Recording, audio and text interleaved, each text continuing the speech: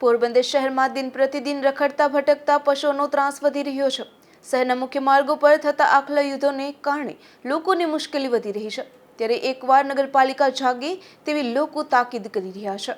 પોરબંદર શહેરમાં કેટલાય દાયકાઓથી રખડતા ભટકતા પશુઓનો ત્રાસ બેફામપણે જોવા મળે છે। ભૂતકાળમાં અનેક માનવ જિંદગીઓ મોતના ખપ્પરમાં આવા પશુઓના કારણે હોમાઈ ચૂકી છે, તો અનેક લોકો ઘાયલ પણ થયા છે। એટલું જ નહીં પણ લોકોના જાનમાલને પણ લાખોની કિંમતનું નુકસાન થયું છે। થોડા સમય પહેલા પાલિકા દ્વારા આખલા પકડો અભિયાન ચલાવવામાં આવ્યું હતું અને તે માટે ગૌશાળાની વ્યવસ્થા પણ કરવામાં આવી હતી, પરંતુ આ મિશન અધૂરું છૂટી ગયું હોય તેમ શહેરભરમાં હજુ પણ ગાયખુટિયા જેવા રખડતા ભટકતા પશુઓ મોટી સંખ્યામાં જોવા મળી રહ્યા છે। આવા પશુઓને કારણે લોકોની મુશ્કેલી વધી રહી છે।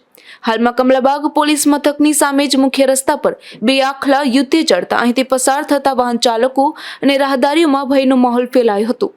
ત્યારે વહેલી તકે આવા રખડતા ભટકતા પશુઓને પકડી નિયમ મુજબ નગરપાલિકા દ્વારા કાર્યવાહી કરવામાં આવે તેવી શહેરીજનોએ વધુ એક વખત માંગ કરી છે।